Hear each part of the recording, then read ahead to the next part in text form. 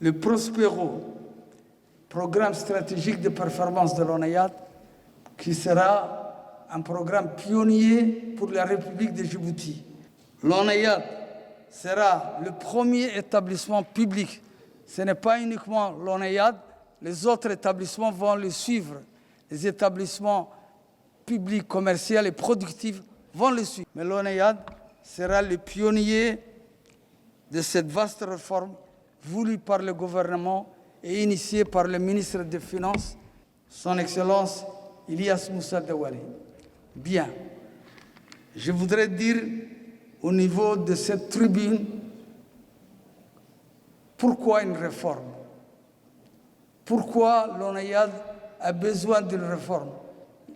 Ce n'est plus une nécessité, c'est une obligation. Je me rappelle bien, au début des années 80, l'ONAIAD se résumait à une trentaine de forages, si ma mémoire est bonne, situés au niveau de la ceinture de basalte fissuré dont on exploitait.